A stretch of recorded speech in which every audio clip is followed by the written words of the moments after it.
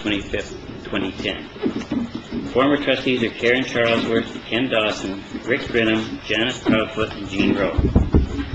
During the May 25th board meeting, I spoke about costs incurred by the school district in connection with a grade reconfiguration for a number of schools in the district during the period 2008-2009. The reconfiguration was a matter of controversy and has been the subject of genuine differences in the community. I had intended my comments to express my view that the costs incurred were too large in relation to what needed to be done and in relation to the results achieved. However, in making my comments, I relied on a cost figure of $2.5 million, which I acknowledge was not accurate and overstates the actual costs associated with the reconfiguration. Available board records indicate the actual costs of reconfiguration were in the area of $1.3 million, with some additional amounts depending on what costs were properly allocated to the reconfiguration. I inadvertently used a cost figure that exceeds existing estimates. I also acknowledge that I used unparliamentary language in expressing my views that the costs were too large. I wish to extend an unreserved apology to the 5 former trustees for the way I characterized the level of spending in relation to the school reconfiguration in the period of 2008-2009, and I want to make it clear that I retract my comments made at the May 25th meeting. I regret the impact my words may have had on the 5 former trustees. Thank you. Thank you very much, Danny. And on behalf of the board, I would just like to also acknowledge that the board has unanimously adopted the statement just made by Trustee White, and we also apologize to the 5 trustees. Thank you. So that was one bit of serious business. And now, in keeping with our past practice of announcing birthdays at board meetings, I would like to announce and say happy birthday to our very own Dr. Jordan Tinney, who is just shy of 50 tomorrow. So happy birthday to you.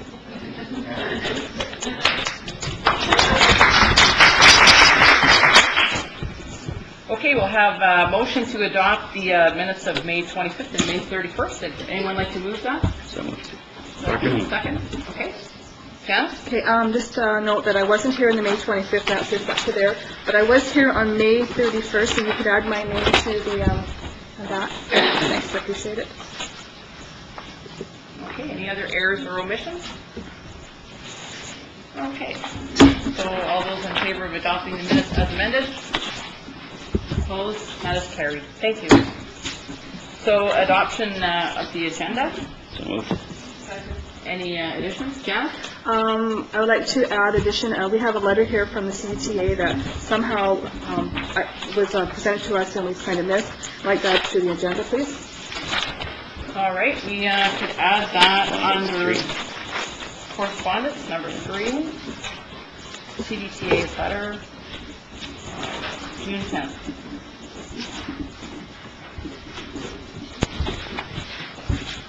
Any other additions? Okay, all those in favor of adopting the agenda as amended? Opposed? Carried. Thank you. All right.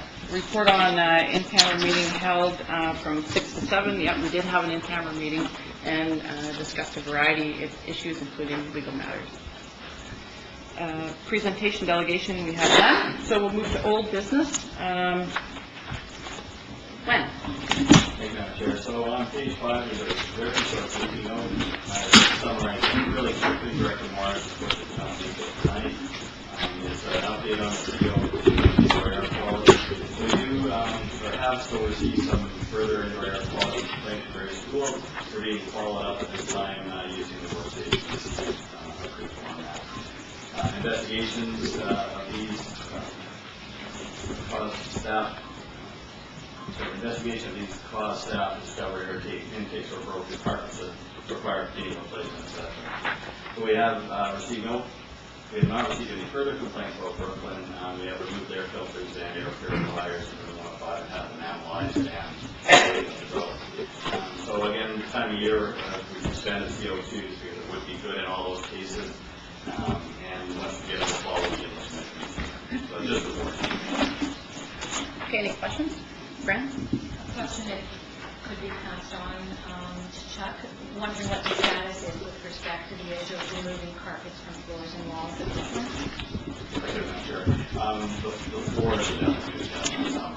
I don't think we're going to get time and funding to be able to do the walls. That would be a future future project. Okay, anyone else? Okay.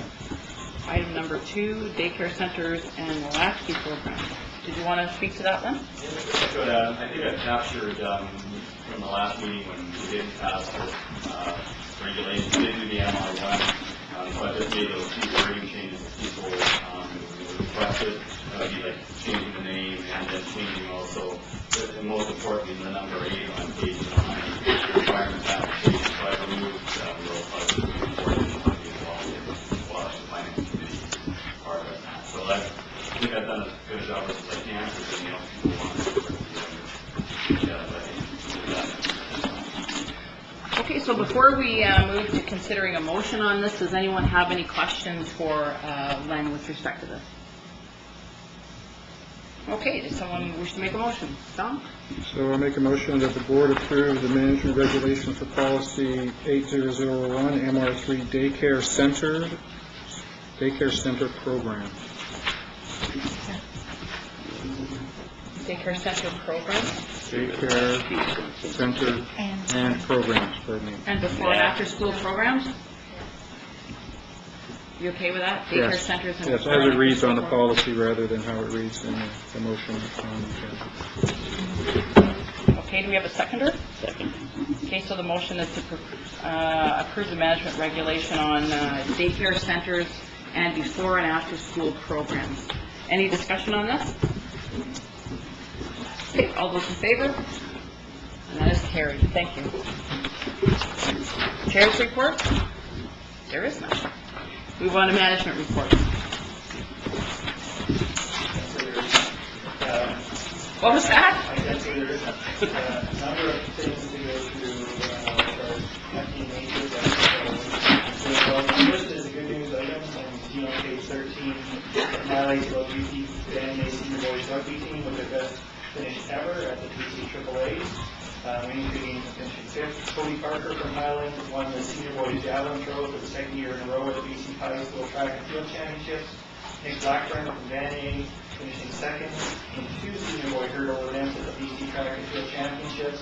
And Ken Erickson, the coach of GP Van A rugby team, was nominated in the Vancouver Province newspaper as one of the 4 provincial candidates from all high school sports coaches as coach of the year. And with your indulgence, Madam Chair, we just like to move into the annual report and another little piece that I have.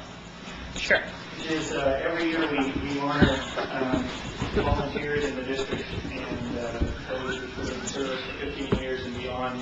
And I know that we forgot one person this year and wanted to acknowledge that we have so many other people in the district with especially Trustee Janice Caton, who has put in beyond 15 years service as a volunteer. I know specifically in support of fine arts. So Janice, thank you very much.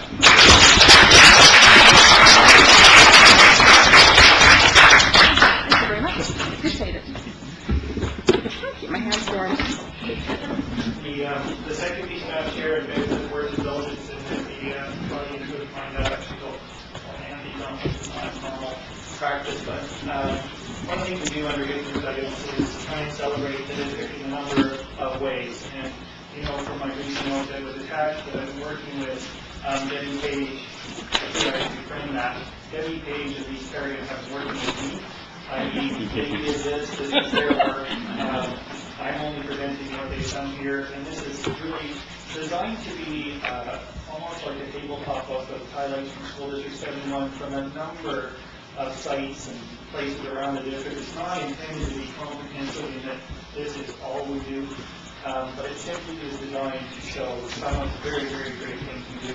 It's not intended to be an annual report, i.e. here's our report on achievement, and this is the percent this and the percent that. It really is celebrating all of the great things. We have printed 200 copies, maybe 10 per school, to get along right now to make sure the parent representatives and administration have copies, and then the copies leave it up to the school in terms of how many more they would wish to print. And of course, we'll be putting it online. It'll be there where absolutely anyone can access it. But I would really specifically like to thank again to Debbie Page, who's Eric and Print Shop, for making that possible, and I hope the public can use the board enjoy. I offer a, I'll also something else. Since he's sitting right here in the audience, I think it would be fitting to acknowledge Jeff Stewart, who is our principal at Fort Niall, for his great work, him and his staff, to raise the funds to help the young man undergoing surgery in Vancouver. And thank you so much. You put on a great evening. I know a few of us were able to attend, and that's just the spirit of community at your school, and thank you so much for your work. Karina, something? So the last time we spoke, it was over 18,000. Have you peaked any prior to that, or are we? That's pretty incredible. It's pretty incredible. I'd like to echo your thoughts on the district and on your school community and what you've done. I've seen some pretty exhausted staff that made up for the performance that, believe me, I'm sure was much appreciated. And the other thing I'd like to say is to Jordan, thank you for putting out the good news things on the district. And I think so often today we focus on the negative, but we forget that there are many negative things going on. And my grandmother always said, positive in, positive out. So I think if we can get this out there and get people realizing that there really are truly amazing things happening in this district, it really helps us all to move forward. Okay. And with that, carrying on, Madam Chair, it is important, of course, our core work, student achievement, and talking about what we do there. And I want to specifically thank the board for our session on the 15th, I believe, where we spent about an hour and a half in this room being able to talk in depth about the achievement contract, which is our overarching strategic plan for student achievement in the district. And I did not, as a briefing of this, attach the 65-page achievement contract to the board agenda. I've got a copy printed to reference if there are any specific questions. As the board knows, it is the existing contract from last year is a 3-year plan. It is very much a rollover of last year's plan, and we had many different representatives give us feedback in terms of tweaking, editing, specifically around the strategies we use to support student achievement. And I'd just like to highlight a couple of the things we've noticed this year. And for those who like quantitative data, you'll like these pieces. In the sense of belonging, we're noticing that more students participate in common class this year than have been in the past. And when I talk about these are trends. We've seen a 40% increase in grade 7 students that are saying they are trying their best in school. We are seeing fewer students at grade 7 specifically saying they're being bullied, teased, or picked on. We've had 7% fewer grade 7 students, or grade 10 students, reporting that they're learning about being healthy only sometimes, a few times, or not at all, so that's good news. We have 17% fewer grade 12 students, these would be from our satisfactory survey, reporting that they're learning about being healthy only sometimes, a few times, or not at all, so that's a significant increase. And our results in learning to stay healthy, and Richard Murphy, I'm sure in large part of this, has shown a continued trend upward. Over the past 5 years, we've gone from a low of 15% towards 46% last year for those students reporting many times or all of the time. One of the other things we've been trying to do is lessen the gap between course marks and exam marks for students who write provincial exams.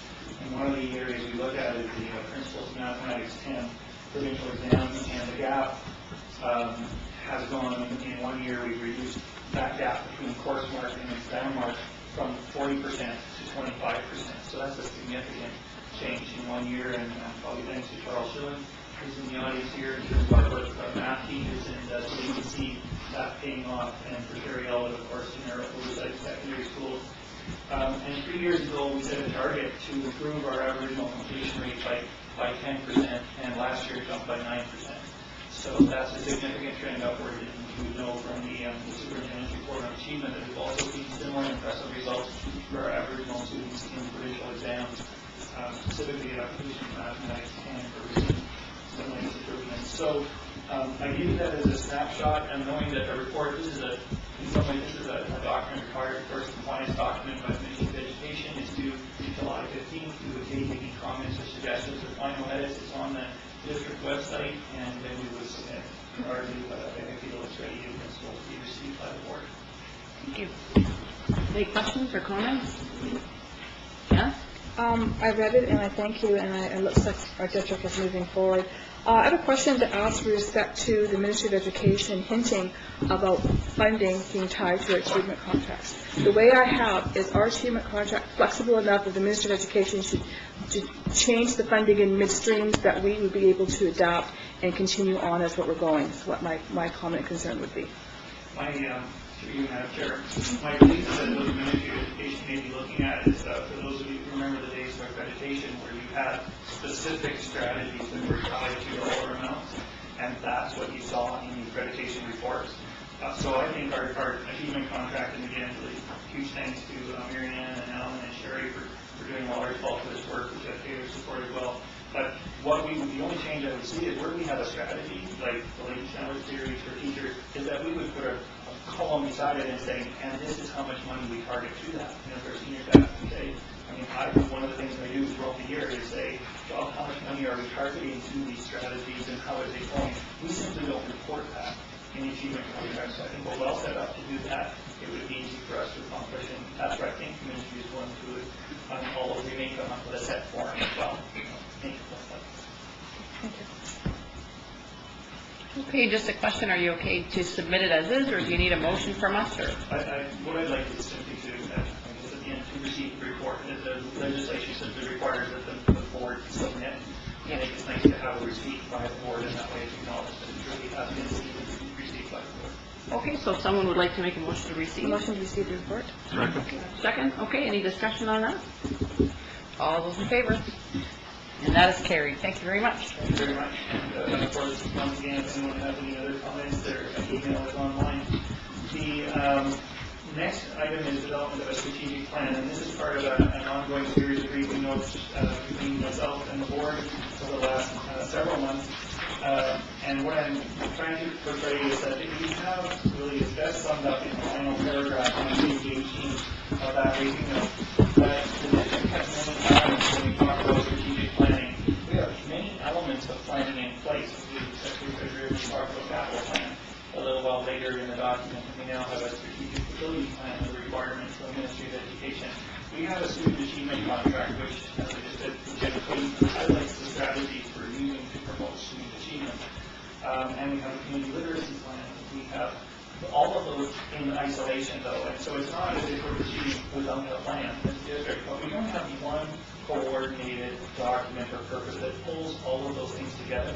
So obviously the work that the board since January was, let's start with developing board goals, collecting those board goals against our mission, vision, and values, and now my suggestion is to have senior management form a strategic planning committee where we look to pull all those elements of the plans together into one cohesive document so that the board can have a full strategic plan. And again, to underscore that there's lots of pieces in place. They're simply not together as a coherent whole. And so looking for the board's support to do that in the coming months of the fall. I suggested a timeline there with some elements that aren't cast in stone, and just an indication of how that may unfold to the board, and you see my recommendation. Okay, so does anyone have any questions before we move to considering the motion? Green? I just have one question. Are you going to provide the board updates, like monthly updates, either at the education committee meeting or at liaison or something like that? Madam Chair, one of the things I talked with Chair Barr about is suggesting regular items for the education committee or superintendent liaison where this is a standing item, as we do for some other items in the agenda. We have a standing item. We make strategic plans something that we report on every month so that people will know this is the next visioning session, this is what's going to be carried down, this is how trustees can be involved, this is how we're pulling it together, so that we don't arrive to February with here it is, here's the strategic plan that you're part of that all the way along, and the community is as well. Anyone else with questions? I'm just wondering,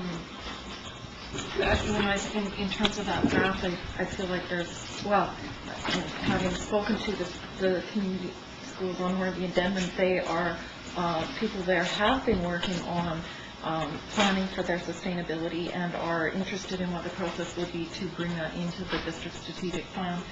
I'm wondering how NIDE fits into this and be really actually very interested because I would love to see greater integration. So I'm just looking in terms of what the visioning sessions are. I thought that the Cumberland one was an excellent start, but I'm wondering, given the numbers as of, it was a pilot, that it seems to me there may be a need to go back and revisit them and expand, and maybe to look at the role of community schools in the strategic plan, not the specific schools, but as an approach. So those are things I'm hoping to see more, looking at all of our different elements that we have and different objectives or strategies within that strategic plan. But I think it's going to be a great process to move forward with. Okay, anyone else? I got a couple questions. Just wondering, at the Education Committee, we had quite a good discussion with regards to French immersion and planning for the future of that program in the district. Discussions with regards to staffing issues related to French immersion and the requirement for making decisions with regards to space. And I'm wondering how we might integrate that into the strategic planning discussion. So I think that's a good example, in response to Sheila as well. I think if we have it as a standing item at the Education Committee or liaison, that's where some of those items can come forward. But for specifically something like French immersion at the Education Committee, when we were at Glacier View, I brought up the issue of, a way to talk about French immersion might be beyond French immersion to what other boards will lead to help programs of choice and things like Montessori, as well, or academies. And so if we have a chance to speak routinely with the board about that, we can figure out where to place those conversations, because something like French immersion is so much different from Montessori because it's so much bigger. And the issues related to capacity and our strategic facilities plan really need to be treated differently. But we still need to know where the board stands on something like programs of choice, because if we do things like support an ID program at Highland, well, how does that fit into the vision for secondary schools? So having the regular meetings with the board and the ongoing conversation would be critical, because that's where the board can suggest to us where to place those pieces. But my sense would be under big umbrellas like programs of choice, and then down to the minutiae around, okay, what does that mean for full-day kindergarten and full hospital? Okay, so we can bring that forward, I guess, in September to one of those meetings. And I just wanted to get some clarification from you with regards to, you've got December Aboriginal Education Visioning Session.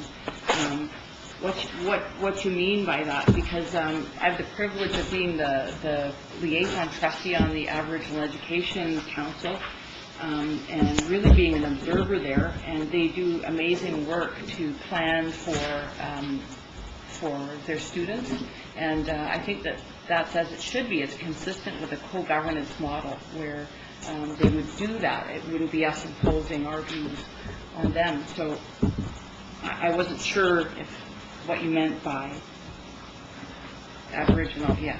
When we first designed the visioning session in Cumberland, we actually had a design committee which had representatives from around the district on it. And the intent was to try to set up a pilot in Cumberland to see how that format worked. And our members of our Aboriginal community were part of that committee. When we talked about which different areas of the valley would we want to have a conversation about values and beliefs, we talked about Cumberland, Courtenay, Comox, and Aboriginal education. And we weren't sure at that time whether we focused it on Comox First Nations or Aboriginal education in general. But my comment here is intended to be about Aboriginal education, so that we would sit down with the AEC, talk to them about these visioning sessions, and ask them to co-design a visioning session with us that met their needs. And that since we're in that co-governance relationship with them, all we really want to do is get in a similar type of conversation about what are your values and beliefs around Aboriginal education. They may say it's largely articulated right now in the enhancement agreement, but this goes beyond that, so we would just go design it with them. Well, with all due respect to you, I think that the respectful thing for us to do would be to invite them to tell us about what they have designed. They've done a considerable amount of work, and they know their programs well. And just because we think it's a good idea to integrate that into our larger plan doesn't mean that they do. And I think that we should invite them to meet with us and just tell us about what they're doing before we impose something. my thoughts. Sheila? I was wondering, just one more question about your process as you look at the strategic planning, and I'm wondering if you're going to be putting forward a budget for this process to us, and partly because later on in the agenda, we have this item about the baccalaureate program, which in some sense has a budgetary figure attached to it, and I'm not sure how you're going to deal with it, but I'm thinking there are other elements in here where we're looking at whether certain programs, how will certain programs fit into our strategic plan, and are there initiatives that need to be brought in, and there's a cost to looking at them, there's a cost to exploring different options, and it would be helpful to me if we had some figures about what a strategic plan might cost. I certainly have spoken in our liaison meeting in favor of looking at facilitating some or all of this as well, and just wondering if that would be part of what you would bring to us as you firm up the outline of the strategic planning process. What I heard from the board was that I would not have facilitators for these sessions, and I'm totally comfortable with that.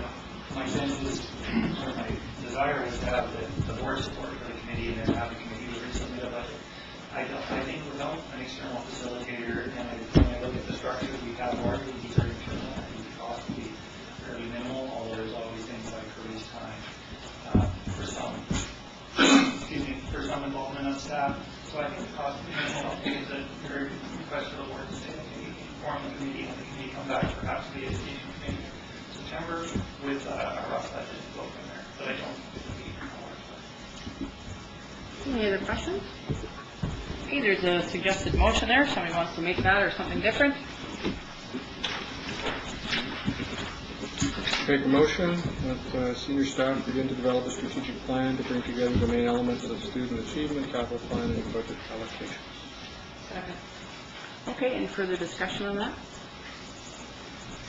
I guess I'd just like to say that I look forward to having a discussion in September with respect to this, and so we can share some thoughts about what decisions you expect the board will need to make in the future, and what we feel consultation should look like in order to meet our needs, to be fully informed, to make a decision, and hopefully we can have that conversation in September. Would be good. Thank you very much. Okay, all those in favor? That is carried. Thank you.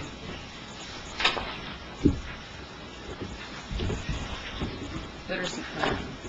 The board received a copy of the community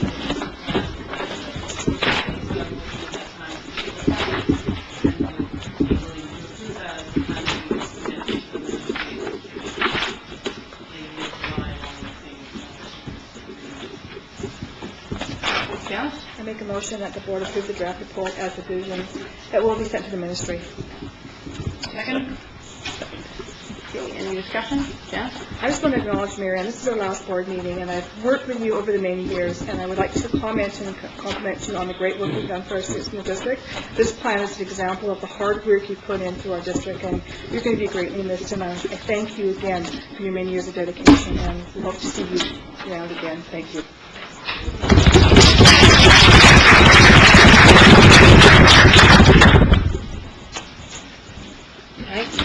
Echo the same sentiments, but on your report, it indicated the funding was 3 years from the government ministry education. What happens after that point? Well, we're not really sure, so that was one of the things we talked about in our strategic plan, was to try and build some sustainability into this, and looking at alternate sources of funding, and we're being pretty careful with the funding that we have, so we think we have enough to run one extra year while we would still keep looking to see what we would do. Although the trend does look right now that the ministry will continue to provide this money, because it's really other money that school districts used to receive in a different format.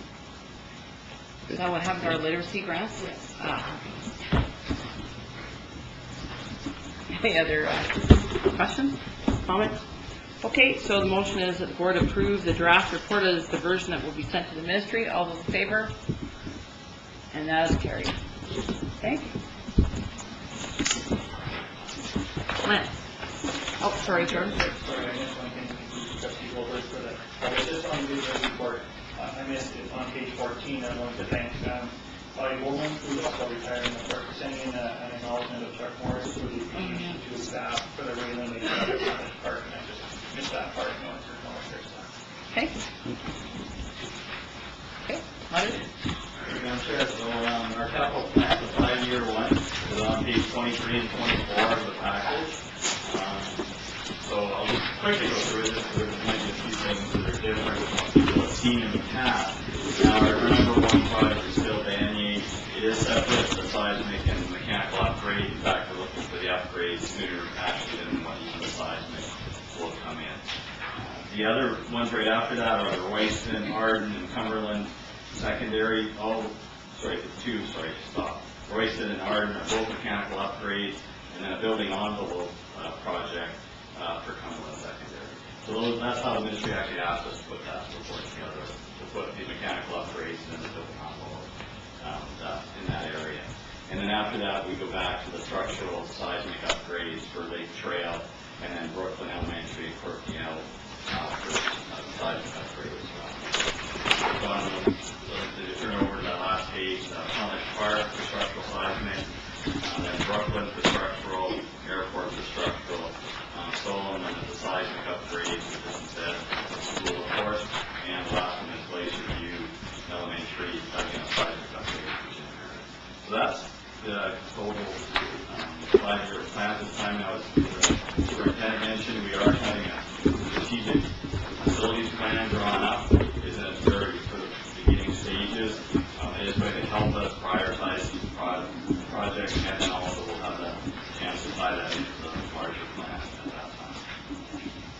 So that's what the board wishes to do. That's our motion to approve that plan. Okay, so first we'll entertain some questions before we go to a motion. Does anyone have any questions with respect to this report? Janice? The ministry's been talking about reevaluating the seismic and that, and they were talking about going through that. What is the decisions or what is the outcome? I know that Banyan has been number one for how many years now, and we've had any movement. So what is their procedure and their goals on that one? They keep promising that there's this new revised way of looking at these seismic projects. It's right around the corner. It's a bit frustrating for us because we don't. I do think as we get to next spring, which is when the next time you'll see any potential projects be approved, that just before that time they will probably come up with the list that actually ranks all the projects seismically. So the most dangerous ones, of course, get the best ranking, and they're in an area that's high, and the building's a high need, so then we get a higher number. So that will just sort of play out. It's been our number one and right for I think 6 or 7 years. But I think we had this discussion with the ministry not that long ago where they were actually saying, well, it looks like they've been approving projects. There a lot of their announcements have been ones that were actually done before 2004 or 5. So there hasn't been a lot of new projects. And my understanding as well was that with some of these seismic upgrades, they might not do a whole building. In the event that maybe some of it was made out of wood, and they figure maybe that's fine. They have different research and criteria that's come forward now in order to help prioritize what should be done. Is that right, Fran? So that may fit in with one of my questions and I don't know if it's my recollection, but I seem to remember some differences in terms of the border, like Royston. I don't remember them being there, and also differences in terms of numbers. I thought Banyan was closer to 30 million on some capital plan that we've seen, but maybe not. Yeah? Okay. That is the only one we actually have a really good forecast of the numbers. Okay. We actually did that project review the PIR. So that is, so the other numbers are quite old. Probably before we ever even possibly get funding, we'd have to spend money to do a PIR. And the other question was, given the indoor air quality updates that are happening, how would that fit in for example, in older schools like Cumberland Dell, where I don't know that we have results yet. Just where would that fit in? What kind of flexibility do we have if we agree to this tonight? Well, to start with flexibility, yeah, absolutely, we can change this as we learn more. And as we do work through that strategic facility plan, that is something we're going to wind into the giving the people that are looking at that for us and say, you know, if we take everything into consideration, how the building, you know, their quality, all those different issues and all the sizing and you know, building envelope issues, what should we get to first? That's what the table is. So our expectation would be as we work through that strategic facility plan that as we identify changes, we should probably commit to the plan and administrative plan. I guess my question is along the same lines. I know a couple of months ago, actually, Janice and Danny and I, we went to go visit our MLA and drew to his attention that there had been some projects for HVACs and so forth announced for different areas of the province. And he did indicate that perhaps there might be something on the horizon for different regions in the province, maybe Vancouver Island. And so I think that it's really important that we have the list, the prioritization of the list correct. So does this reflect consultation you've done with the maintenance department, or? Largely, me, we do have a director of capital projects and plans. I asked him to have a look at what he thought would go first, and that's what we come back with. Okay. Any other questions? Okay, so do you see the recommendation there with respect to the motion? So moved. Do you have seconders? Second. Okay, any further discussion? Okay, all those in favor? Opposed, that is carried. Thank you.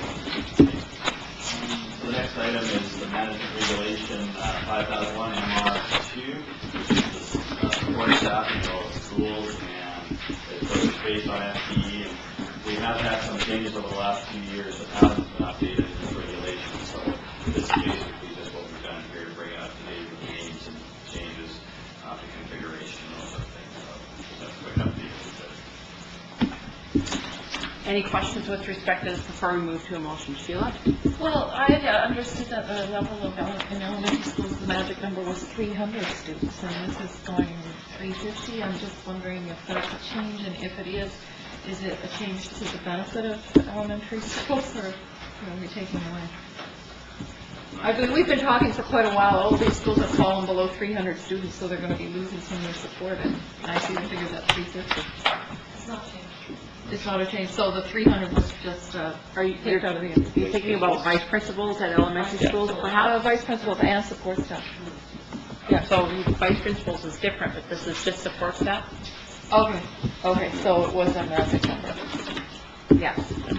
They're all magic numbers. Yeah? And this is in line with people's collective agreement, and it goes along with what we've done in the past. Like, there's nothing out of here that's going to jump out and ready red flag. Fran? And then me. I'm not sure if this is the question part or if it's better reserved for the discussion part, so I'll start as soon as I'm there. I have some concerns with dealing with something so big at this juncture without it having further discussion. We like the policy advisory committee because I printed off the current version, and there seem to be a number of differences.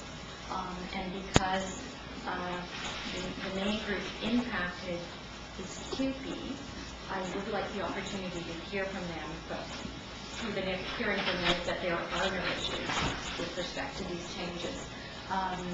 So my inclination would be to have a more in-depth discussion and really analyze the numbers, because I thought, well, anyway, it doesn't matter, but I thought I recommended.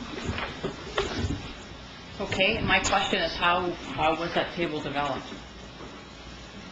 I think it's largely historical, but as we move through configuration, I think there were some changes that were reflected in that last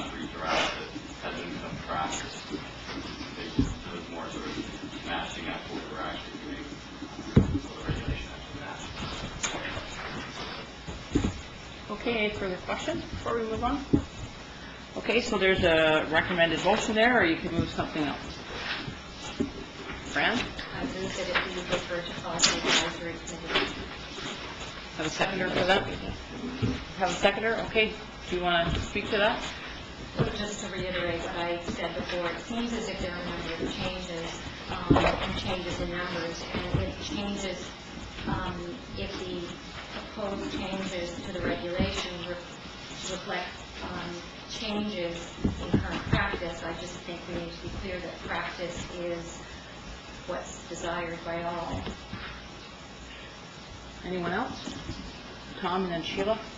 So, I guess I'm just needing real clarity about what the ask is. So it comes to policy advisory, which is fine. I think that would be a good thing. But the question, and I appreciate you also sit on that so you can bring your question, but just so that we have clarity here at the table, the specific ask and answer is impact, is that everybody likes it?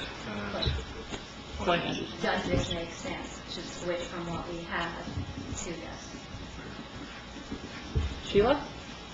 Well, I think that this is an operational question, and I think that the staff are bringing it forward, and I'm hoping that they do it with a direction from the board that what they bring forward to us will meet with the guidelines of the union contract. So I question whether another step is needed of putting it through the policy committee.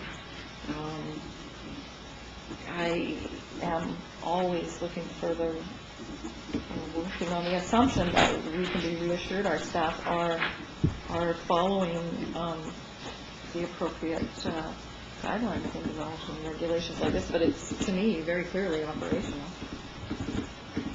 Anyone else? Janet?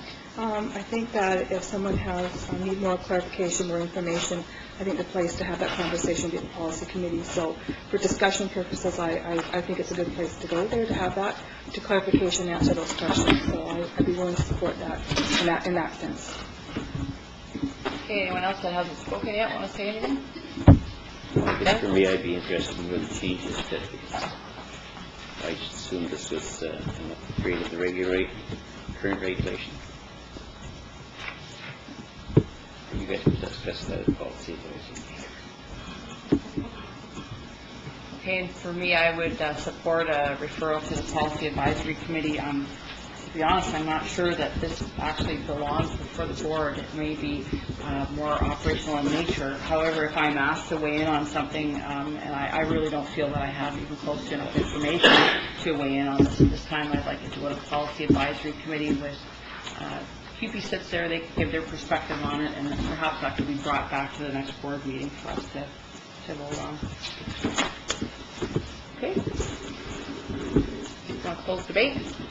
So just in response to Sheila's comments, just to clarify, I'm not suggesting in any way that I don't have faith in management, that there's no issue about whether or not management is complied with regulations and making changes. It's the discussion of the implications of the changes that I believe is necessary. Okay. So the motion is to refer this item to the policy advisory committee. All those in favor? Opposed? And that is carried. Thank you. Glenn? So the next item, I have a list here, the surplus deficit forecast for the 09-10 budget year, so our current year. I should say it is actually a surplus forecast, not a deficit one. It is very similar to the one that I brought forward last month when we passed the budget. It's actually very little change, but I just thought we work on transparency, make sure everybody sees the information. I thought I'd bring it forward again. So that's our forecast, and just for board information. Any questions for Lynn? Just again, for the public, if you could state when you, just expand on the bulk of difference due to new revenues, where... Okay. So, yeah, certainly, it was mostly a change in the revenues. You know, the expenses went up and down a little bit in different categories, but largely this was driven by more revenue. There was an international school program came in higher. We did get quite a bit of funding from BC Hydro as well for some projects that we've done, which, the hiring of the energy manager was also paid for by Hydro. Very graciously has helped us a great deal, and so that has saved us some money. And then in the recounts in the February and May, those numbers, and that's a lot of driven by the distance education school, are higher than what we actually put in the budget. So those numbers are significantly higher. I don't think in the rest of it there was anything that really stood out as being very noteworthy. Thank you. Okay. Thank you. Human Resources Report. Yes, on page 29, so this is the kind of really district department, so I will give it over time for all of these folks. So John Dickinson, teacher at J.P. Gagnon, will retire June 30th after 24 years of service with the district. Judith Summer, teacher at Aspen Park, will retire June 30th after 11 years of service with the district. Heather Wilkinson, teacher, long-term premise for student services, will retire June 30th after 15 years of service with the district. Jordan Bourne, teacher at J.P. Gagnon, will retire June 30th after 23 years of service with the district. Bruce Eisenor, teacher at Highland, will retire June 30th after 32 years of service to the district. Michelle Hine, teacher at Miracle Beach, will retire June 30th after 21 years of service to the district. Rita Brill, teacher at Mark Isfeld, will retire June 30th after 4 years of service. Diana Olson, teacher at Valley View, will retire June 30th after 33 years of service. And I have one more to add that just came so that I can recognize her. Carol Sharp, a teacher at Courtney Elementary, will retire June 30th after 21 years of service with the district. And all those folks were honored at their full-time function. Thank you very much. A motion to receive. Student management report. Have a second? Okay, all in favor? Opposed? That is carried. Thank you. Move on to board committee reports. Okay. Finance Committee. Finance Committee, we met on June the 14th. Some discussion on the operational review, which I'll toss over to Secretary Treasurer. Yeah, thank you. So I didn't make a briefing on page 31. We have got some information about the operation, but the board is requesting more information from staff at this time, and there's no recommendation. Okay. And on policy 106, which has been outstanding for a while. Again? But again, this one, when we reviewed it, there has been no over expenditure in this area for a number of years, so we felt that this could stay the same. Yeah. So we'll proceed with the Finance Committee report. Okay, all those in favor? That is carried. Thank you. Policy Advisory Committee? The minutes are attached, page 34. We will be meeting again on next Tuesday to talk about this particular regulation, in addition to what has just been referred to the Policy Advisory Committee a moment ago. Make a motion to move and receive the report. Okay. Just like to mention that actually Karina and I had the opportunity to go to Isfeld. They had an event there with the GSAs at Highland and Isfeld, and the students had expressed an interest in giving us feedback with respect to the regulations when they're ready to go. So it'd be great to send those out to the students and see what they have to say. Thanks. Okay. All those in favor? Opposed? Carried. EDCO. Okay, Education Committee, we had a number of presentations from our student energy ambassadors, Richard Murphy and Kathy Cameron, from almost the entire staff that attended from Highland Secondary on the International Baccalaureate program. And the recommendation that's coming forth from the Education Committee was that the board support Highland in further investigating an International Baccalaureate program for senior staff. So on behalf of the committee, I so move. Second? Okay, any discussion? Sheila? I'm just not clear what the implications of this are in terms of our, approval and support. Because information suggested at the time put us at the cost over a 2-year period. Does this imply that we are at this time committing to that cost, which I am entirely supportive of us looking further at the IB program, but I am concerned about us allocating $60,000 extra funding to one school outside of our budgeting or finance process, and we haven't really discussed the financial implications of approving it. Okay? Okay, what you're approving is the investigation with Ms. Jordan and Sherry. Approval for the additional funding will have to come back before the board. Okay. Fran? And just some words about this program. I think it's definitely something worth exploring and investigating, or rather having seen explore and investigate this with Highland. I think it allows staff and administration to shift from the focus on a number of losses at that school, losses of programs, to something really positive, which is focusing on a program that had teachers unanimously united in their enthusiasm. And as a number of you said, it's been a long time that that unanimity was possible about any topic. It's also, I think, an interesting opportunity for one of our high schools, and our high school that most affected by declining enrollment, to address it with the possibility of attracting out-of-district students and paving the way for what I see as the possibility of a viable 3 high school model.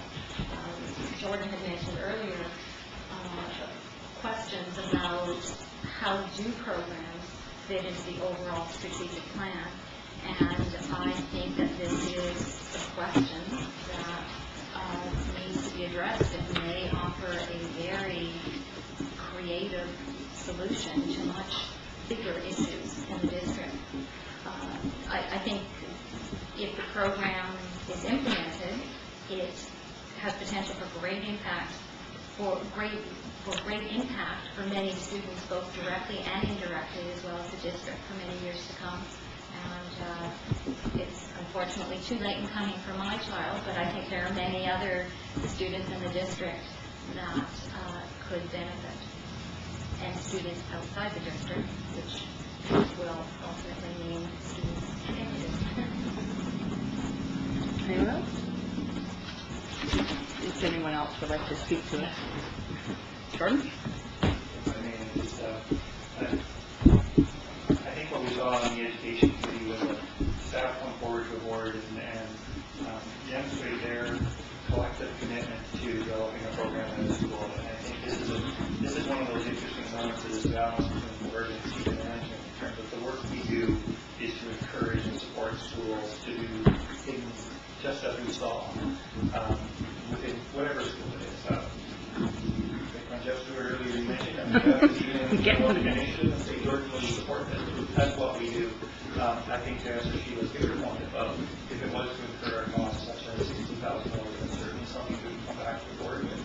What I would be doing immediately to support this, and already in months of budgetary, all this would get on across, but I would be moving to support Highland's continued investigation of the IB program, which would include fleshing it out in more detail, coming back with some more cost, and speaking with the school about sustainability, because this is also a case where the investment in the school and an IB program can in fact result in additional international students, which sustains the IB program, and so it may require some funding up front. But I would see senior management's role to continue to support the school, encourage them, try and get this initial momentum continued so that we can get a place to come back to the board and say, here's a bigger picture. The number that runs around in my head is, I heard that Finland needed in the fall $10,000 as part of their initial investigation for a year.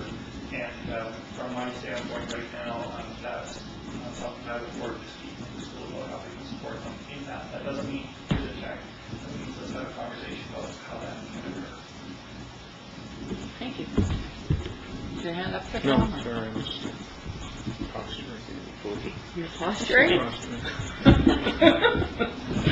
Okay, go ahead. And may I just with that, of course, Sherry Elwood works directly and closely with the secondary schools. She's not here tonight, but Sherry's dealing with her father who has passed away. So just so other members of the public realize that Sherry's going to be able to be integral in this situation. Okay, and for me, I'm also pleased to support this initiative. I just want to double check here.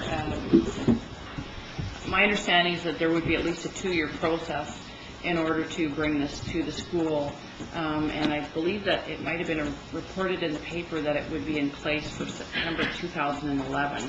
I just want to check. It's not September 2011. It might be September 2012. Okay, just to check. So yeah, it's too late for my kids too. So, but I think it does look like a fantastic program, and look forward to hearing more probably from you and Sherry in the future with respect to this. Any further comments? Sheila, I'll give you a second one here. I appreciate that so much because as I say, I'm very supportive of the program, but I am also mindful that we do sometimes receive criticism about favoring particular schools, and so I'm thinking that perhaps as this moves forward, if it's without prejudice in terms of Highlands' interest and commitment. Staff do move around, so the staff who are promoting it now might not even be the staff in future. And you may, in the course of discussions, come back to us with information that you recommend that we adopt an IB, but that it's more widely distributed or that it's at a different school, and so that the decision now is not necessarily in the long run favoring Highland, but it's something that will benefit the district as a whole. And as the evidence comes forward, we see how it fits into the broad strategic plan. Jordan? Your indulgence, Madam Chair. He also highlighted, she reminded me of the video on our school, that the reason we're talking about this board meeting is there was a presentation of the education committee. And, back to my point about we support initiatives like this all over the place. Again, that's continuing to work for elementary. Run a program called Scientific Learning around some fusion of technology to help students who are ESL and improve their language acquisition and everything. We wouldn't bring that to a board normally.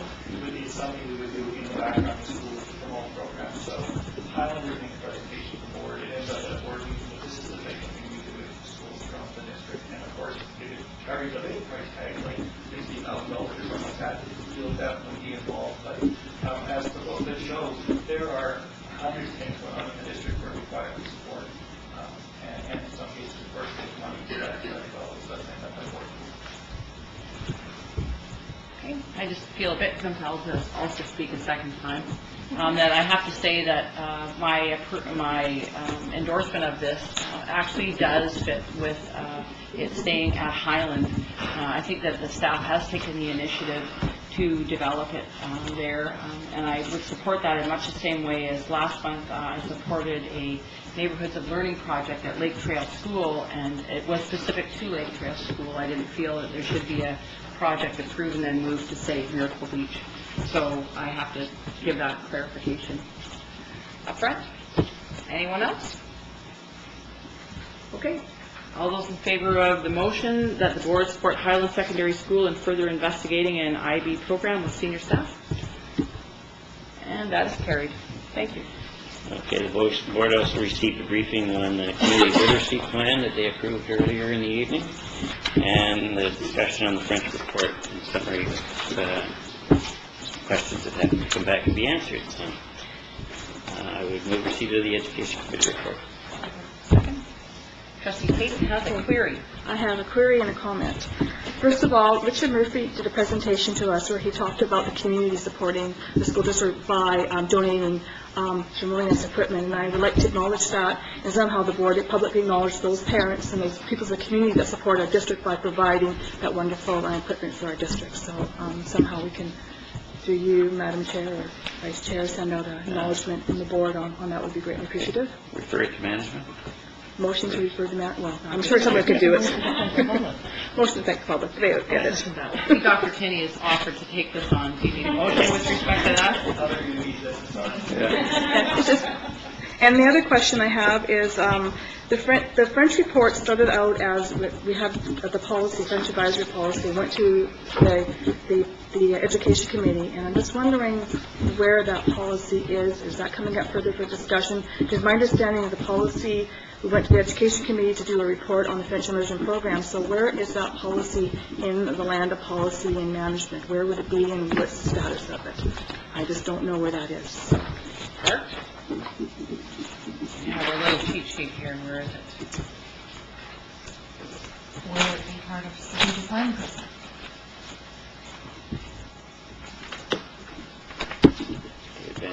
It vanished off of our list, I think. What we heard at the Education Committee was the board's response, and again, we have some subsidiary with speak to this issue. The board asked a number of questions about French immersion and more specifically around capacity. I know we should have those questions and we'll be coming back to the board. My belief was that it was coming to another committee to the board early in the fall, in September, to flesh out what exactly were the board's questions, because the Education Committee, we heard individual trustees ask some things, but I didn't hear board questions around the board wants to know these parts in terms of the next step to French immersion. So it felt a little bit awkward as it was left, because we weren't sure exactly what the board was asking. So we were intending to come back with that and say what things were missing or what things we would like to know in addition to what you heard at the Education Committee, and we will bring that forward separate from the these around policy. And my understanding was the questions were more about the program and its implications immediately as opposed to the policy on French immersion. You okay with that? So look for something in the fall. Thank you. Trustee Weber? I just have an administrative point. I like in the other minutes that it identifies the in attendance, like who was there. So, because I think that's good for public knowledge and transparency, and that's not on the Education Committee, and just to declare that I wasn't present at the last. You were in spirit. Still considered a member of the committee. Yeah, I realize that. Yeah. Present. So I like the in attendance piece. Okay, Thank you. thank you. So the motion is to receive the Education Committee report. Any further discussion? Okay, all those in favor? Opposed? That is carried. Thank you. Now we'll move to new business. Mary Ann. I was hoping that the board would look at this policy, the current policy review committee. There's also many indications and regulations that go along with this policy that I didn't want to include in the board pack, but I'd like to update them as well and have that ready to go to policy review for September, October, I don't know when. Okay. So anyone have any questions before we entertain a motion? Okay, we'll entertain a motion. Janice? Refer to policy committee. Second? I must observe that since you've switched to the other committee, there's a certain amount of glee in your face with these referrals. Any discussion on the referral to policy advisory committee? It's fine. Okay, all those in favor? And that is carried. Thank you.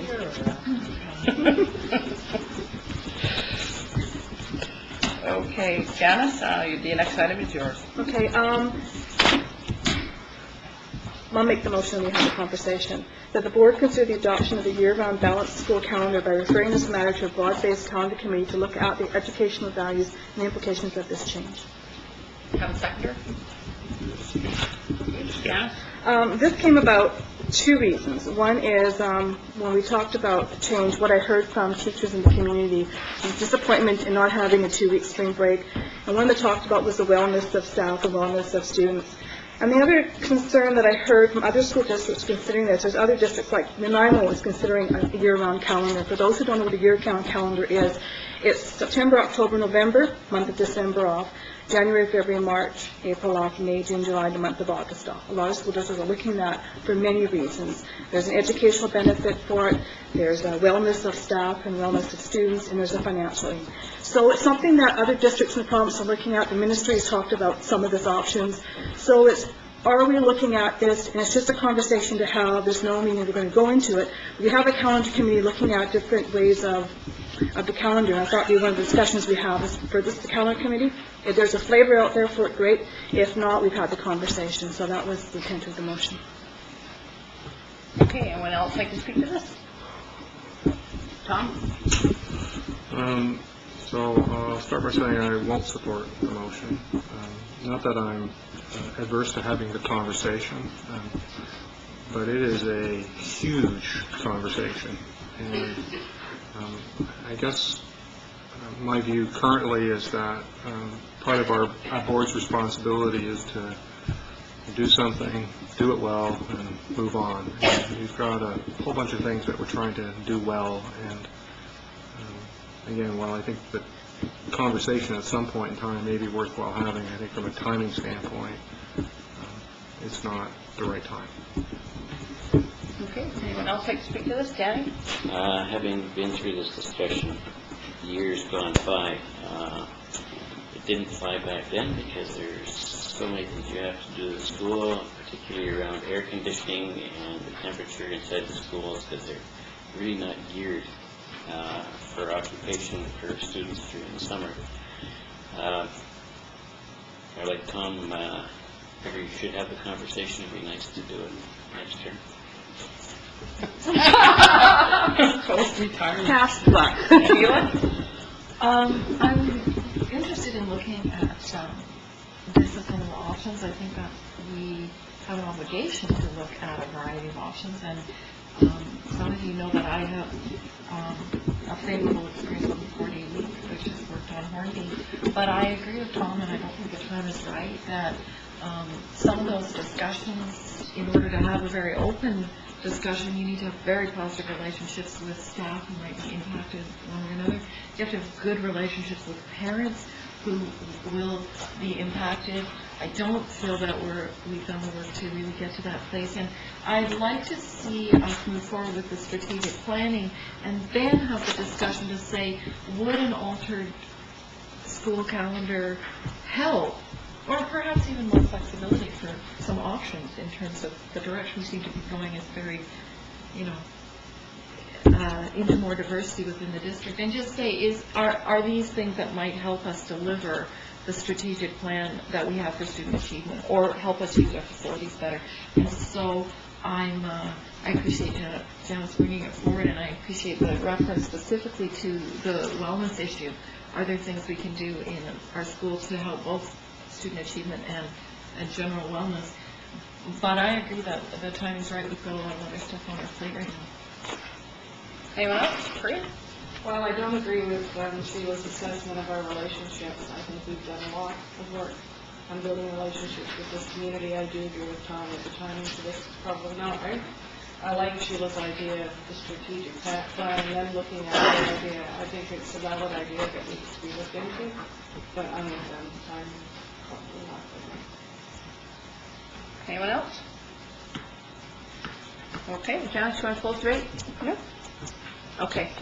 So the motion is that the board consider the option of a year-round balanced school calendar by referring this matter to a broad-based calendar committee to look at the educational values and the implications of this change. All those in favor? Only me. Opposed? And that is defeated. Thank you for bringing that forward for our consideration, Janice. Next item is also yours.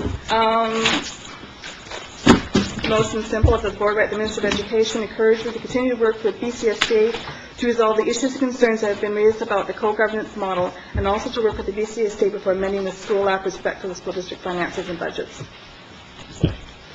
This is basically, the BCSJ is our voice to the Minister of Education, and you saw the recommendations, what BCS wants to do, and it's our board supporting our executive directors in their movement and working with the Minister of Education.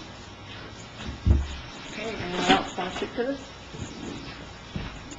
Well, not surprisingly, I do. So the BCSTA is moving to address the issues that would be of interest to all boards. They're not addressing anything that is an issue to just the Vancouver School Board. So they are, I think, about to launch into some very good work. Hopefully, the government will actually listen to what they've had to say. But the issue that is of most concern to me that the BCSCA will be addressing, I think, in this context, is the issue of co-governance. What does that mean between boards and the Ministry of Education?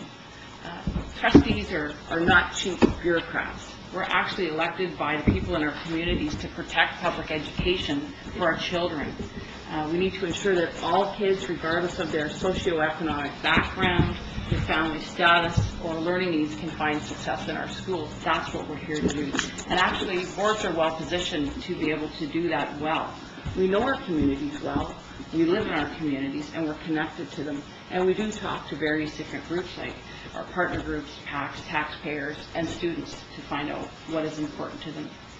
I think that boards all around the province feel that we have a duty to co-govern in this way, and we are ready to participate with the government in such a model, but I'm not sure that the government is actually even willing or ready to listen to what we have to say. In March, the Vancouver Island School Trustees Association board chairs met with the Minister of Education, and here's the statement that we said to her. We said, we accept the role of boards of education in a co-governance model. We feel that we are not currently involved in a close working relationship and ask your advice in building this relationship so that success for all students is achieved. And while the Minister said that she would like to speak to us at more length with regards to this, she's failed to set a meeting date to talk to us about this. At the same meeting, we asked the Minister about what some of her areas of interest might be, and one of the things she mentioned was master teachers. So after the meeting, I spoke to her staff member that was there and said, you know, we do some pretty cool things in the Comox Valley around sort of master teachers. We've got curriculum support teachers. We've got a daily physical activity specialist. You know, we would be happy to speak to the Minister with regards to this. In fact, it would probably be good professional development for a minister who's really a family doctor to hear about this information and to help her avoid making costly mistakes and really learn from what we've done. We've invented the wheel here in the Comox Valley. She doesn't really need to reinvent it. We again offered to meet with her when we met with the ministry staff at our annual general meeting, and still, you know, we haven't heard anything back.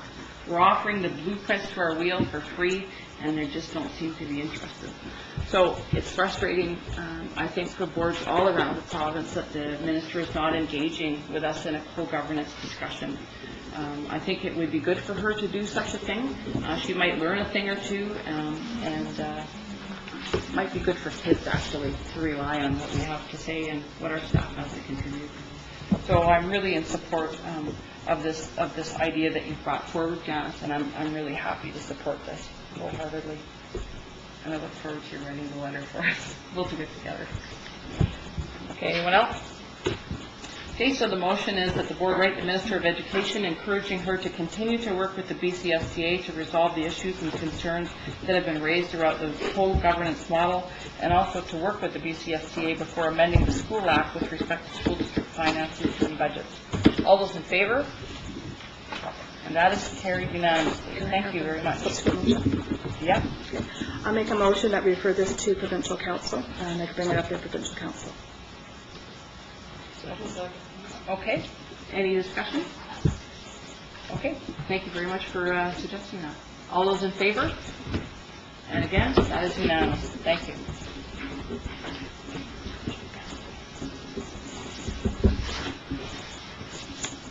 Okay, next item is mine. So, it was disappointing, I think, the discussion that we had at our last meeting with regards to considering a 2-week spring break. I know a lot of people were disappointed with the results of that. For me, what was most important here was that there should be an opportunity for everyone to weigh in on this. So I'm elected in Area C, and I note that Miracle Beach was not included in the list of schools to weigh in on this. And I also note that there was an unknown number of people that weighed in at Vanier. This is also an area in my constituency. 4 schools appeared to have been missed altogether, and I think that that didn't present an opportunity for parents to weigh in on what their thoughts were on this process. I know DPAC has let us know many times in the past, and I said the same thing when I was a member of DPAC, that when the board or a committee of the board or a committee of management asks for feedback with a 5-day turnaround period, they just simply can't do it. It's not fair to ask them to do that.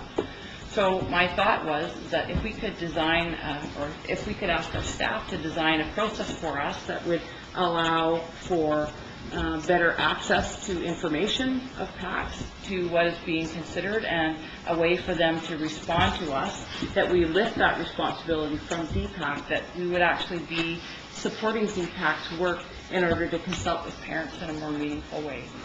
So this is why I put this item on the agenda, and I hope that someone would consider making the motion that we request management to develop regulations to define consultation with respect to our local school calendar. Second. Is there any discussion on that? Tom? So I saw the briefing note, and again, I'm certainly supportive of anything that empowers a group of people to come forward, much like I think the last group felt empowered to come forward to the board with a recommendation. So if this approach helps tidy that in a way that the board as a whole is satisfied, then I'm supportive of that. I do have a question of clarification, because you mentioned something that's not in here, and I just want to be clear about it. That's the reference to how you phrase it is, we're helping DPAC. So some process of, how I understood it, some process where the board directly links with PACs, or there's some system that we directly link with PACs as a support to DPAC. I'm not on DPAC. I've never been on DPAC, but I've been on part of groups that may view something like that as a bit of an end around. So I'm wondering, have we had the conversation? Have you had that type of conversation, or even floated that notion with DPAC? Would they see that as a value added? But again, perhaps I misunderstood that point you were making. Well, as someone that's been on DPAC, and I'm sure Sheila was on DPAC as well for a long time, it's really difficult for PACs or DPAC to respond in a meaningful way to a request such as this. My understanding was that the information was given to 2 DPAC members who nicely put their hand up and said, sure, I'll be on the calendar committee. And that the calendar committee then said, okay, so we need to consult with parents, go ahead and do that. Well, there is no mechanism set up for these 2 parents to engage to very quickly survey parents to see what they think. And my understanding was that the results were requested, can you please give us a result in 5 days? And so I think that if we can set up processes whereby the public knows what they can expect from us if we're going to make a change to the calendar, it's a substantial decision, and here's how we will ask you for your input. It's a benefit to parents, and it's also a benefit to the board, because we have some pretty good data then to rely on, and everyone's had an opportunity to weigh in. So I don't know if you have a comment on that, Sheila. Well, just the comments generally, I think that the district, I don't think that the issue about what needs the level of a standard of good consultation is just related to how DPAC's process works or a public process. So in this discussion, if there could be some way that certainly it is difficult, and DPAC's repeatedly stated in need for a longer turnaround. There are some new technologies in terms of using surveys that district tech staff could help DPAC and the PACs in achieving some better results. But in the end, there is a DPAC input as a partner group that would come through DPAC. But there are other cases where the board just wants to go and get general public feedback, and again, what's that process look like? It's not very clearly defined, and probably some improvements on certain issues that don't go through the PAC structure. But I'm just wondering if in a sense that this is quite a narrow request that we look at what defines consultation for the school calendar, or are we looking for things that would define consultation more generally, or sorts of decision-making? And, you know, is this mandate only going to come back with the answer about the school calendar, or would we get some reflection on broader issues? The recommendation is quite specific. That seems a bit narrow to me, that we ask our staff to go through a certain exercise and exploration and restrict it to a single topic. So you could consider making an amendment to this, or bringing forward another item in the future, or making another motion that arises from new business. I'll give you some time to think about that and see if there's anyone else that has a comment. Danny? I'm just trying to think in the back of the old memory that seems to me that the School Act kind of dictated who you had to consult with and somewhat how you had to do it in order to develop the calendar. So maybe if you could elaborate on that.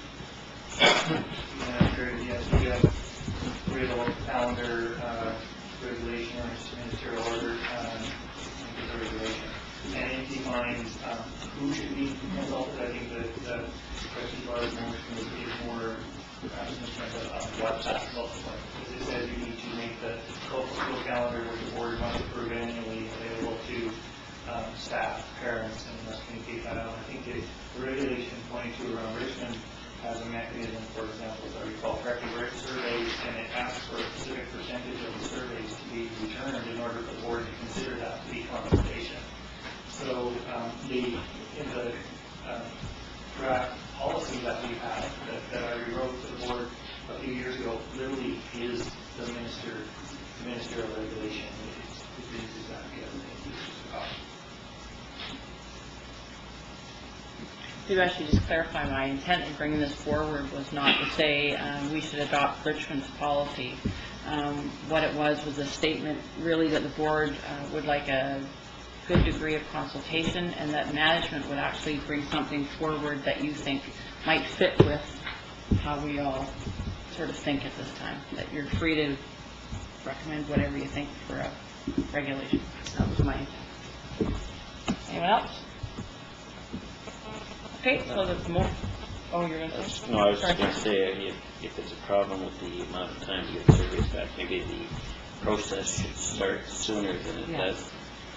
For it to be an adequate process. That was actually a recommendation that the calendar committee put forward as well.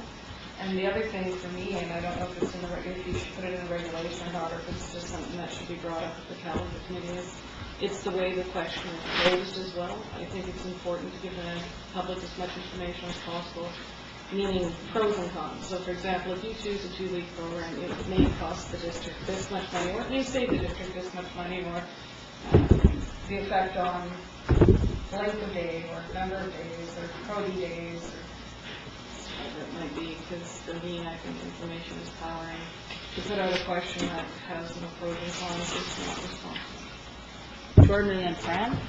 Just a comment would be, I think, as I listen to the conversation, it would be helpful for us, whether it's concurrently or ahead of time, to staff would have no problem developing regulation that just would need like some more clarity about the regulation. The development of that regulation seems to be to have staff define how the board views consultation, and specifically to the calendar in this case. But it would be helpful to have some context around that. What seems to the board way in terms of consultation? Is it surveys? Is it focus groups? Because there's certain different draft regulations, but as I say, whether that's parallel to our development of it or whether it's ahead of time, that kind of information.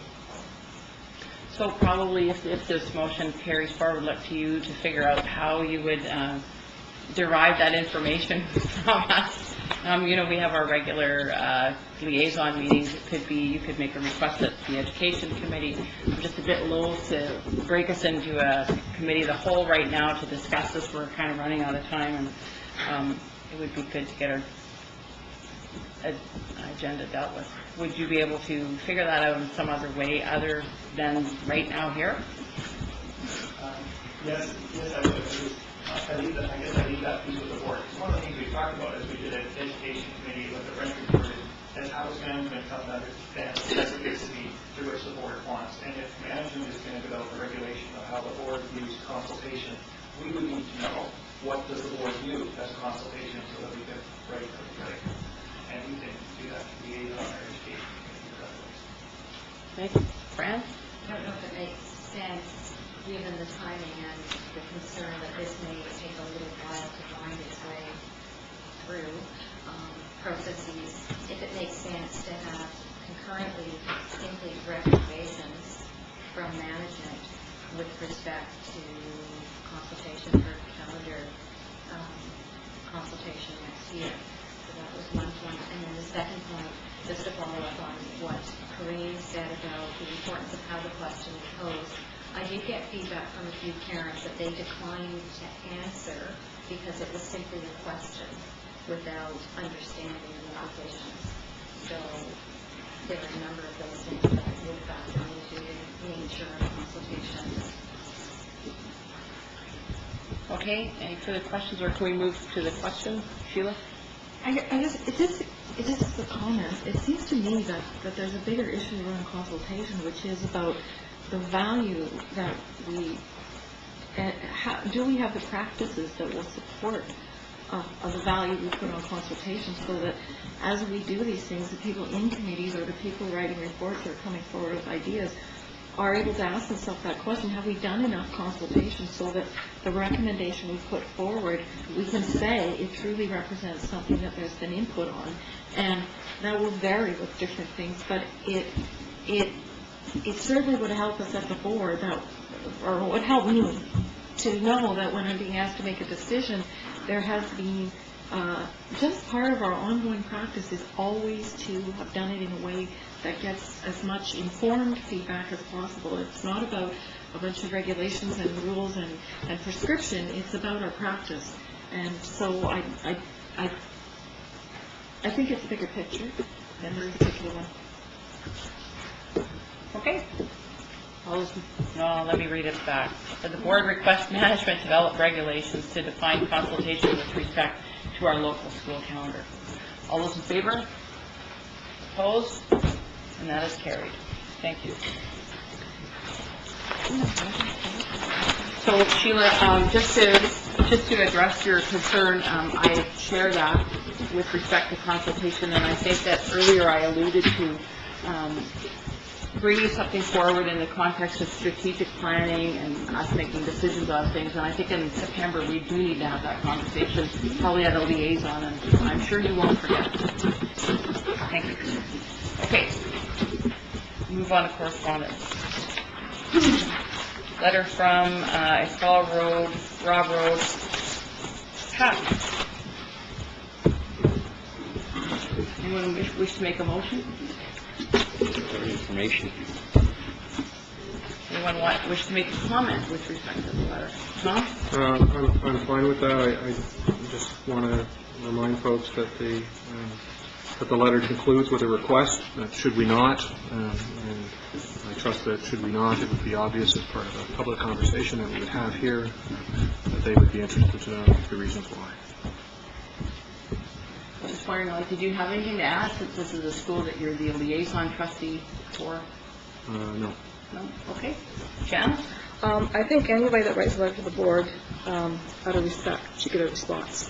So I think that we need to acknowledge that we received this letter and whatever form you have, but I think that if they've written a letter to us, we need to actually respond to them and acknowledge we received their letter. Have you acknowledged that we've received it? Okay, Sheila? Well, I could certainly ask for a response, and I think that the sincere hope expressed that we will comply with recommendations, developing our governance model and becoming more focused on budgetary responsibilities. I certainly make a commitment to this CAC and to other parents that's I think a goal, and I hope that our board goals, as we do some more governance work, we'll start setting some objectives for achieving broader financial skills and governance skills amongst all of us as a collective group, and and that we are working on that, and that we will keep working on that. Okay, anyone else? Fran? I just wanted to address one point in particular because I recognize myself as an object of concern. And this relates to the issue about making notes that trustees read from at board meetings. I know that people think and work differently, and this includes members of the public elected to the board. I think it's helpful to remind people, particularly lately, because there's been a lot of feedback on a lot of different topics, that trustees are really just regular people, with regular mechanisms for dealing with large volumes of information. And I think it's useful to remind people of that. I think we have a system where, right now, we have a system where trustees are elected. We don't have one big ministry director that runs the entire province. And I think that it's helpful for people to recognize that trustees are just people. And for that reason, I think it's useful to say a little about myself, and I think it would be, every other trustee has a similar story. I work full-time, mainly with individuals who suffered serious brain injuries. This helps give me the perspective I need for dealing with everything else. I'm also a single parent with a child with type 1 diabetes. I juggle about 100 school board-related meetings and events a year. And there are trustees who do a lot more than that. Many meeting agendas are hundreds of pages long, and I spend a fair amount of time reading and analyzing the subject matter in advance. And in order to be organized and ensure that I address key points, I need to make notes. And sometimes, like now, I even read from those notes. And the busier my life and school board business get, the more I need to rely on this mechanism. And because the burden of trying to remember removed, I feel more free to listen to what other trustees have to say, to analyze that information on the spot, and to vote based on what I've just heard. And this is what I need to do to function optimally for me. So I think there are many big concerns in our school district, and with all due respect to the Broad Road Act, and to many other individuals who have various issues, I don't think this is one big concern. And I say this, and this is just one example, perhaps because this is a particularly busy time at home in school board. So I just felt it necessary to address this particular point, even though I do recognize that this is not the main point that they raise. Thank you. Anyone else want to make a comment? Well, I would, of course, like to comment. So I do actually agree with many of the statements that the Rob Road PAC has made, and so I thought I would like to give an update because some of their perspectives are a little dated. One is that they're commenting on the random nature of the decision-making, especially with respect to fiscal matters by the board. Well, about a year ago, the board directed that the Finance Committee have a discussion about how we could improve our decision-making processes around the budget, and that led to the creation of the Budget Advisory Committee, which the French Advisory Committee is a part of, and I know Rob Road has got some folks on the French Advisory Committee. That process led to us requesting our staff come up with a list of budget cuts early on so that we could respect their need to make staffing allocations in a timely way, and so that we could undertake some thoughtful planning in the district. And it also included a discussion with the principals and vice principals in the district to make some recommendations with regards to what we would need to take a look at cutting. So there was a very thoughtful process, and hopefully we'll be able to engage a similar process next year in order to make sure that we take good care of plan well. I am glad to see that they've read the operational review and that they agree with the merits of the recommendations, and we are moving forward, not tonight, but we will be moving forward with those. And actually, Len Ibbs, our Secretary-Treasurer, has already given us much information with respect to that. Last month, we did make a motion to just sort of get updates from Len in the future. And so Len has already given us some of those updates at our last board meeting, which were attached to the agenda package. They comment that we're unclear about our roles and responsibilities, and I would have to agree that has been a correct assessment in the past. We had a substantially new board was elected the last time around. We've only got one old man of the sea sitting here. So it's taking us a while, I think, to get up to speed with this, and many conversations between the board and staff to do better with that. And I think we're making progress. I think we have evidence of that with the discussion we had this evening about strategic planning. We've moved away from the board having a more hands-on approach last year with grade structure work to having staff do the major work with regards to strategic planning. So I think that what's happened in the last year is we've gotten to know each other better, and I believe that our trust levels have increased quite a bit. We still have some conversations to have around that. However, I think that the board is happy to have staff do the majority of that work and to keep us in the loop. So that was another update I thought I would like to give. And also, they're saying that they're concerned about the relationship that the board has with DPAC. They say our relationship is strained and not productive. Well, that was also true.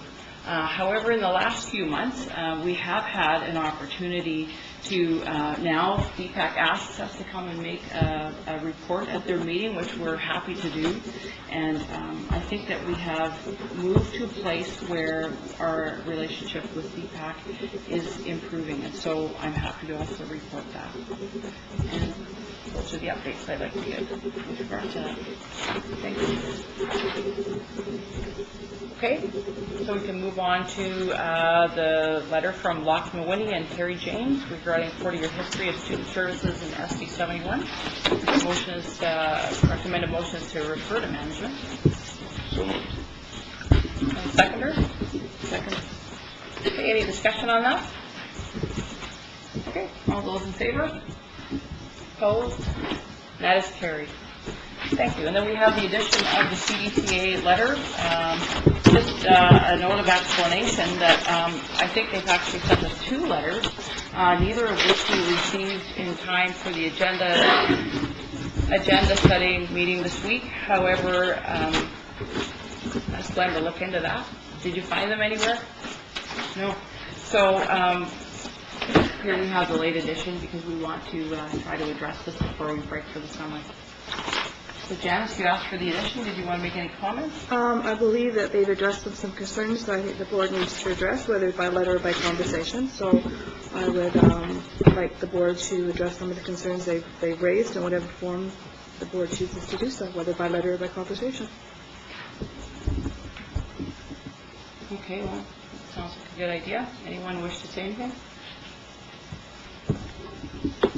Well, maybe I'll say something. If you take a look at the 4th paragraph, just read it out because it's not attached to the agenda. It says, we wish to formally express our strong objections to the misinformation presented publicly by the board chair. I said that teachers had 12 weeks worth of holidays in a year, is what I said last time. They say teachers work a 10-month annual contract and do not receive 12 weeks of paid holidays every year. Schools are closed in the summer, so we do not have the choice of when we work or when we are not working. The time available to travel during the months from September to June is severely limited, and even a considerable number of parents choose to pull their children out of school during these months to enjoy a family vacation. So what happened was, it was my misuse of the word holidays. I think of time away from work as holidays, whether they're paid or not. And so the vice president of the CDCA drew that to my attention that I had used that word in error, and so I called her the next day, I believe it was, and had a conversation with her, and she explained the situation to me. And what I did after that was to call both of the newspapers. I spoke to Marcel Petro directly at the Echo, and I left a detailed message for Lindsay Chung at the Record the same day in order to ensure that they would understand that my use of the word holiday was incorrect and that teachers do not get paid holidays in the months of July and August. So that's what I did to correct that misinformation. And so I just wanted to state that publicly now. Thank you. Fran? I think it's also important to distinguish between an undesired outcome and a decision that's based on, I quote, spurious and false information. I never said I didn't personally support the concept of a 2-week spring break. Actually, I do support it. But that doesn't mean that as a trustee, I could vote for it at this time. I base my opinion on the conclusion that we didn't have sufficient consultation with the public, period. And I disagree, absolutely, that my opinion was in any way disingenuous based on any other reason. And I don't believe, especially after the fact, that the information we're provided was flawed. What I found insufficient was the number of parents who were asked the question, not the number responding. If the question had truly been out there for all, I personally wouldn't have been factoring in the insufficiency of a low response rate, unless, of course, we get a regulation next year requiring that, then I'll have to. So this was true for the reconfiguration consultation process and would be equally true for the calendar question, subject to a regulation that says otherwise. The example before, in the discussion earlier, about 9 parents to Highland that were present at the PAC meeting when the question was raised. In a school of 900, I don't know if it would be accurate to say that we're talking about the question being asked of 1%, 0.5% of parents, but I think that just means we need to do more. An additional point is that parents of our most vulnerable children live with demands that often preclude their ability or inclination to attend PAC meetings. And these are the parents we need to figure out a way to at least get the question to. Whether or not there's a response is a different question, but we need to get the question out there, and I think we just need to make the extra effort to do that. So I think that would be required. So I disagree that there was anything spurious about my decision. Anyone else? Sure. Well, I am very sorry that this ended up as being again a disappointing process. I know how hard people worked who were on the committee and the hours they put in and the discussion and that. And I'm not sure if I just missed it because when it came, I didn't feel there was a strong recommendation. I took it as 3 options presented. And so in having to look at it, in the end, I don't know whether a stronger sense of the recommendation would have changed my vote because I really was very mindful of what the impact on working parents is. And they aren't represented by the votes. And as a member of DPAC, where we've tried to get input, there's a place where you just say, well, the people who responded are the people who responded. But I'm also always mindful of the people whose voice we're not hearing because they're just not the kind of people who are there or who respond. And a lot of this passes over their head but has a big impact. So I don't know about that decision, but I am sorry that somehow the process was so disappointing for a lot of people. I particularly liked the part in it which the teachers have put forward about the opportunity to plan early in the senior year and to bring that part in. And so having disappointed everybody, I do hope that we will continue to have those conversations about the wellness issue, about the stresses that have been on teachers and our other staff, not just with the cuts to education, but with the transitions that the district has gone through in responding to those cuts.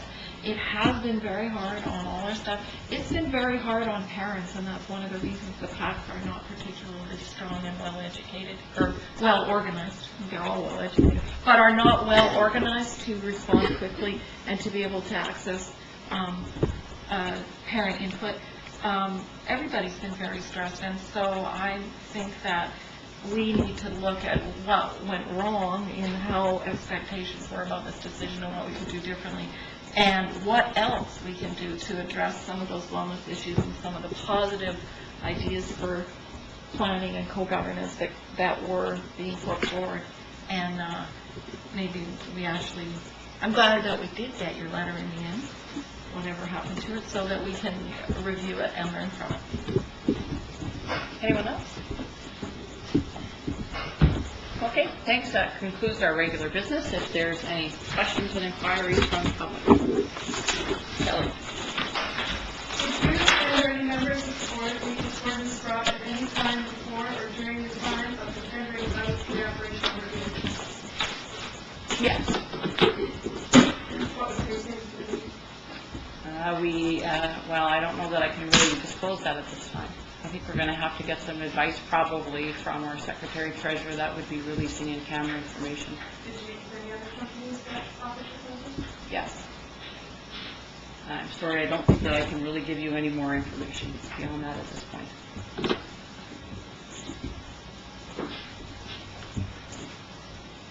Thank you. Anyone else? Shannon? Me too. We'll do coffee over the summer sometime. Catch up. Anyone else have any questions or inquiries? Thank you. Thank you. Motion to adjourn, second? Second. All those in favor? Opposed? That is carried. Thank you.